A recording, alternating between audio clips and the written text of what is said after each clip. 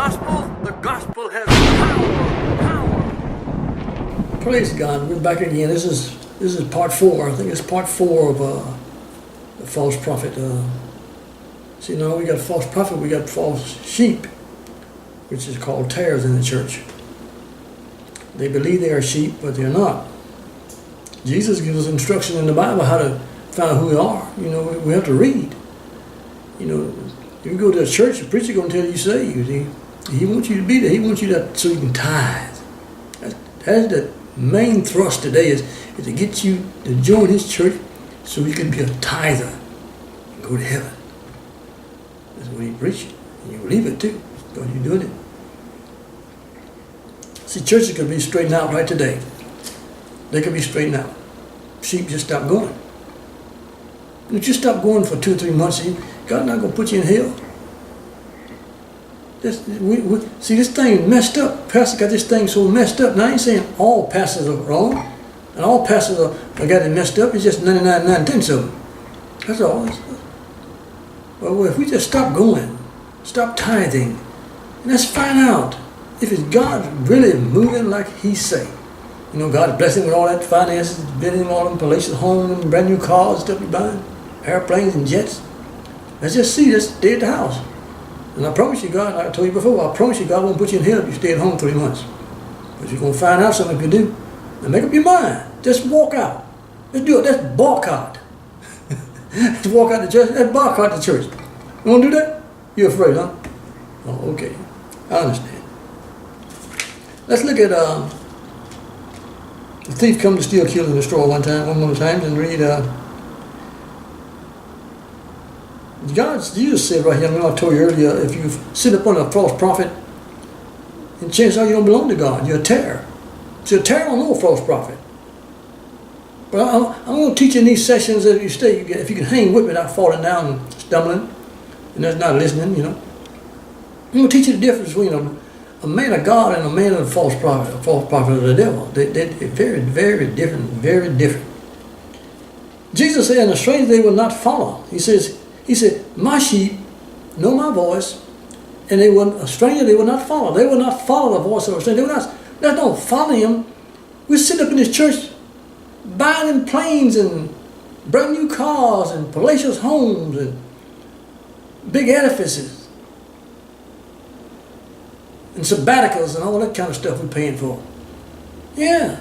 And Jesus said, and a stranger they will not follow, but will flee from him. You're not fleeing, you're fleeing to him. You know what I'm going to show you why I say, if you sit up in a church, one of a false prophet, after you done analyze and examine and find out he is, then you can find out you're false. That's a real thing. But that's good if you find out, because I'm going to show you in closing why if you find out, you're in good shape if you find out now. Real good shape. Let's do this again. John chapter 10, verse 5. And a stranger. Who's a stranger? Stranger is a false prophet here. He's a false prophet, not only a false prophet, false teacher, false apostle, false evangelist, whatever you. And a stranger they will not follow, but will flee from him, run in terror, what it is, from him. I'd like to see a lot of times the whole church running out in front of that church, come out of them doors flying. I'd like to see that one day when you might be in it. Keep it up. He said, and a stranger they will not follow, but will flee from him. For they know not the voice of a stranger. You see, a stranger can't voice the voice of God. Now, to a terror, he can sound like God, because the terror don't know how God sounds. He just heard somebody say it was God. Man, that was a good message my pastor teach, wasn't it? Oh, real good one.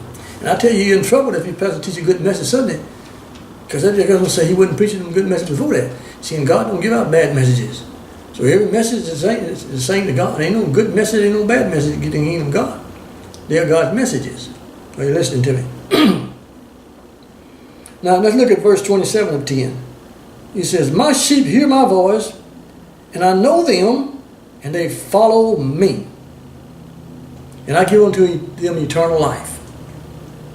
And that's what I ministered on several weeks ago about, do you really believe in eternal hell, a place that people burn forever. And I can show you that you don't believe it. You know, most people I see, especially in the black church, I can say that, because I'm black.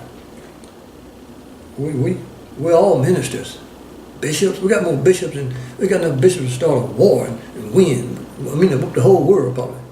Everybody a bishop. Now we know that ain't God sitting all the people up there, all them bishops. They're not supersede Ephesians 4:11. I had one guy, he got kind of irate really when I said, I told him, I said, I know an apostle that got 40, well I said he had 40 churches. I checked my sister, he got 67. And I said, he stepped down. He used to be an apostle, now he's a bishop. He said, hold on, he went up, hold on. Man, he got irate. I just backed away from it, left it alone. You talk to God about that one, man. That bishop thing, boy. You a bishop, you got it made. Yes, sir, because they respect you when they do the Bible. So let's look at, and I'm beginning to talk about, like I said, if you don't know who you're sitting under, then you could be false yourself. See, I say a lot of things, but I'm trying to get you acclimated, trying to get you into the gospel yourself, trying to get you to read the Bible yourself. Don't just listen to a person preach. I think if Miles Monroe taught this, stop listening to just a text only. You can listen to a text, but read the whole contents, read the whole book, and find out what it's really saying. Because he's going to say something to build his case on. If he's trying to get you to give some money, he'll find enough text to get you. You be taking your last dollar out, put it in there. He needs it so bad. That plane gonna crash if you don't put another dollar in it. Hey, listen to me. You got to make it funny because I know you want to turn away from me, but just keep it there. You make yourself obey yourself. Are you listening to me? Now let's go back to Matthew's, and to close this session up on I think this is 4. Matthew chapter 7. We're gonna go there. We're gonna reiterate on what I spoke on earlier in one or two of them sessions somewhere.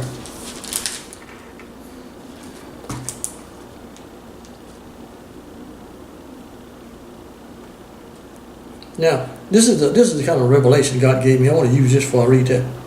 God says, this is how to know when you need deliverance.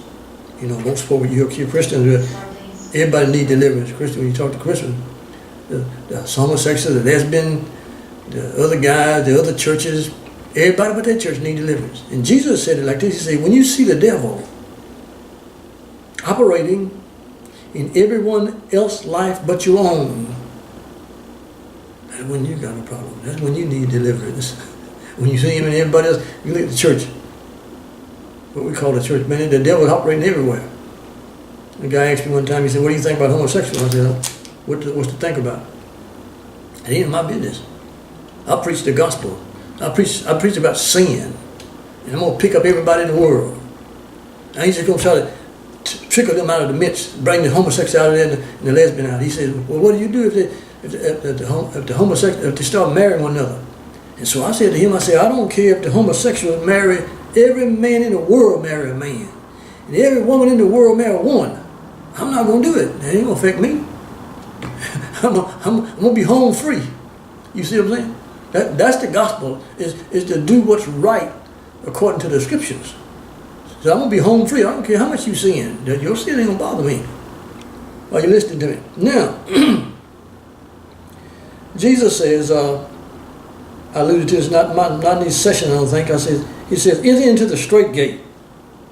For wide is the gate and broad is the way that leads to destruction, and many be that go in thereat. And I learned from that Broadway, there's no problems on the Broadway. That's why you can run that Broadway easy. Ain't no obstacles. On the narrow way, it's full of obstacles. And then sometimes the obstacles forces people off on the Broadway. And that's what that's actually talking about. That's how you walk and how you live in the earth. It ain't got nothing to do with hell. And tell them I said it. Tell them James Lee Smith says it had nothing to do with hell. We ain't teaching about no hell here. Now let's go to the ships that we're talking about some hell here. Let's go where some hell is now. Matthew chapter 7, verse 21.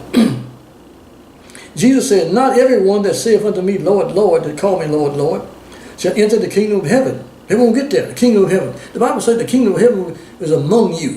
When Jesus, what he said, he wasn't talking about it was in them. He said it was among them. It's available. He said, pray that the kingdom come on earth as it is in heaven. So the kingdom of God now has come by his Holy Ghost in us. That's if you have him. That's another teacher, so I won't go there. It says, not everyone that saith unto me, Lord, Lord, shall enter the kingdom of heaven, but he that doeth the will of my Father which is in heaven. Now, that's what he said. He's saying that them are the only ones that are going to be there. and the thing about it is, Jesus says, he says, why call me Lord, Lord, do not what I say? See, these guys, it's like they come up from hell. And ask Jesus, says, Jesus, why are we there? Why are we in hell? Why are we in hell, Jesus? We preached, we prophesied. And Jesus said, and this is the last day, see, ain't no mercy in the last day. Ain't no grace. It's just justice. So Jesus, these are the last days. No chances to turn around or change. Jesus says, depart from me. The words depart, I can see them departing as he said, because the power was in the word. He says, depart from me, I never knew you. They're gone into eternal flames. Now, here's what's good about this thing. I told you, if you sit up in a church and the guy's preaching and he's of the devil, and he's not of God at all, and you've been sitting there for 30, 40 years maybe, and then you find out he is, I say you don't belong to God. But here's the same chance. Watch this guy. These guys now, they know they don't belong to God. But see, if I can take the word of God now and just break it to you in such a way, break it up in pieces and feed it to you like a baby, and you find you're not saved, that's good news. Because if you're standing before Jesus Christ, and I'm closing out here. If you stand before Jesus Christ and he say, I never knew you, it's too late. So here he is serving today. Let you know that you're not saved. So now you can get saved. That's something to shout about. You don't want to stand before Jesus now. That one day you stand before Jesus and you say, I never knew you. It's too late to get saved. But see, I want to teach the word in such a way that I can do that. I did it for years. I want to teach the word in such a way that you know you are not saved, so now you can get saved. That's the grace and mercy of Almighty God. God bless you. We'll see you next time.